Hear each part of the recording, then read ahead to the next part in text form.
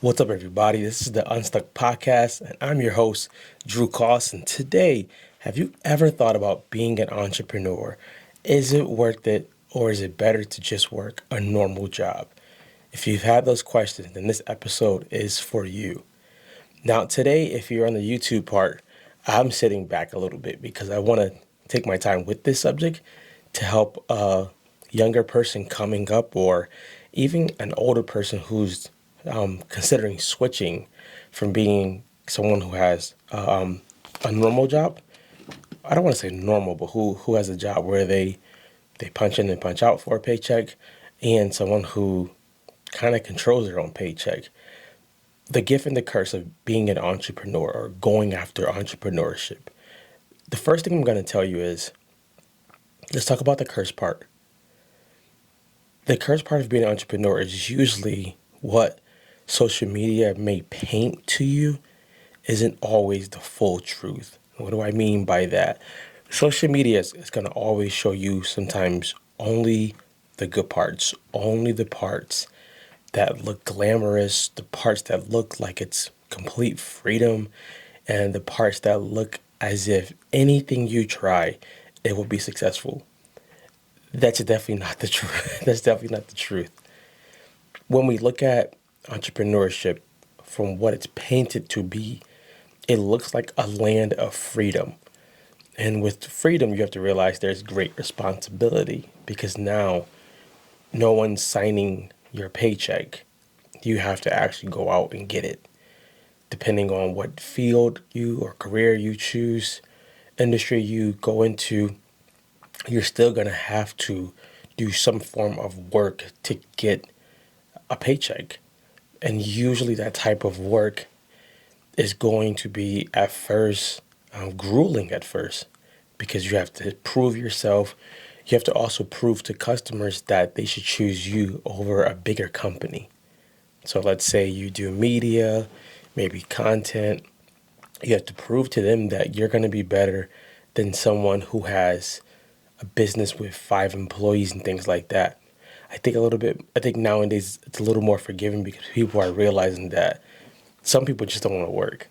Now, the curse also of being an entrepreneur is you have this freedom of making your schedule whatever you want to make it and being flexible, but you also have to equate that if you don't work, you probably don't eat. Another part of the curse part is you're often going through a lot of emotions. You could be sad 1 minute, happy the next minute, a lot of money one day, no money the next day. So it's a lot of uncertainty. Now, if that happens, what could be the blessing of it? The blessing could also be the freedom, a freedom of creating your own lane, carving out your own path, making your own schedule conducive to the life you want to live. Another part of the blessing could be actually just getting out there and creating. I believe life is about taking risk as calculated as possible, and then sometimes it's not as calculated. And that could happen in having a job or not having a job. I've seen people who work at places for years and get fired, or the company closes down and all of a sudden they don't have any income. There was a video that went viral where a guy had worked for a plant for 30 years and he was getting ready to retire, and they sold the company, and the new company would not honor his years.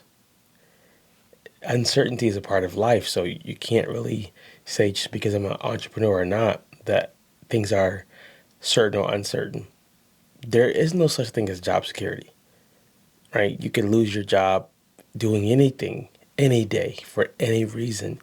Let's say you're a videographer and your hands are a big part of your working, and something happens with your hand, you can't shoot anymore. So uncertainty is going to happen. Now, which one should I choose? It's all based on the person. It's based on what type of person you are and what type of life you want to live. I can tell you one thing, as an entrepreneur, there are some days that I do just want a regular check. That I don't want to go out and have to uh, sell, motivate, and do things like that.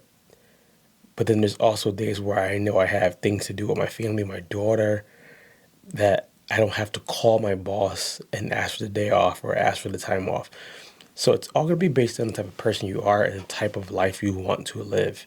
Most people who become entrepreneurs sometimes become it out of being rebels. They just get tired of having someone tell them what to do, not realizing that your clients are going to tell you what to do. But they get tired of just having this bosses and systems that don't make sense. And then sometimes they stay entrepreneurs because they realize I can create my own lab, my own lane. I can create the things that I really want to see happen. So it's not really what type of person has to become an entrepreneur or what type of person has to become a worker.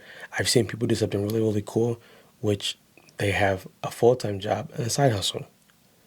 And they're letting the full-time job supply or support the side hustle, or until they're ready to turn the side hustle into full-time, they're just letting the full-time do a lot of the background work, a lot of the foundation work, paying off debts and things like that. That's a very smart way to do that. You don't have to do it the way everyone else has done it or the way everyone is telling you you have to do it. You can make your own decisions. You can start small and then grow it, or you can just start having one day a week. You don't have to do it the same exact way. I hate when people say this because they don't realize how much it could throw someone for a loop. If you want to fly, you just got to get out there and jump.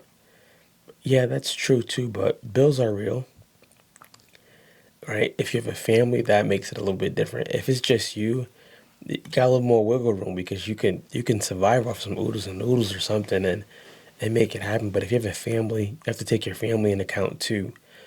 That's one thing that entrepreneurs don't discuss.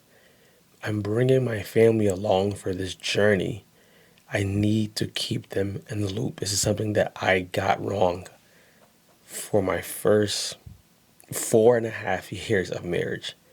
You think that your spouse is going to be thinking like you, or you think your spouse is going to just understand what you're thinking and understanding the moves and the confidence that you have. And at times they do not, because they're not entrepreneurs. They're not supposed to. So that's the gift and the curse. I want to encourage now any entrepreneur who's out there. If you're an entrepreneur and you are doing it alone, I want to encourage you to try to get into some communities with other entrepreneurs and network like no tomorrow. The number one reason you need to network is you're going to get discouraged. And you need to be around people who've been in that part of the forest that you're in. The second reason why you need to network is you need to figure out what pivots I might need to take. As an entrepreneur, you are going to pivot. There's no getting around that. You're going to pivot. What pivots do I need to take, and when do I need to take them?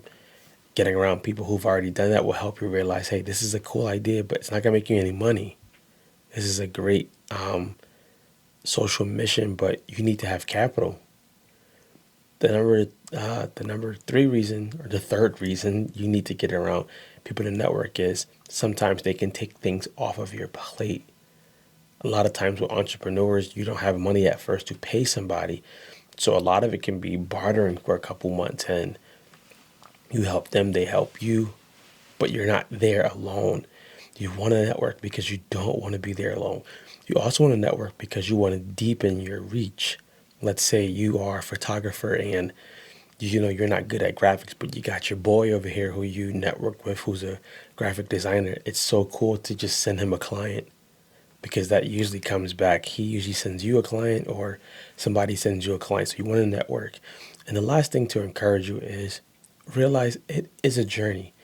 You're going to grow on the journey just as much as your clients. You're going to realize the first idea may not be the best idea. You're going to realize that sometimes you need to pivot quickly, and sometimes you need to quit and go a different route, and that's okay.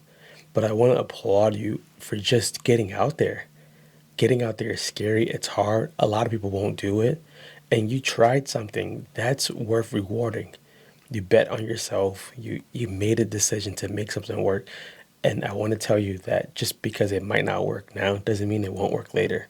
Or you may get into a different field and realize all those lessons that I learned in this previous field that may have failed serves me now.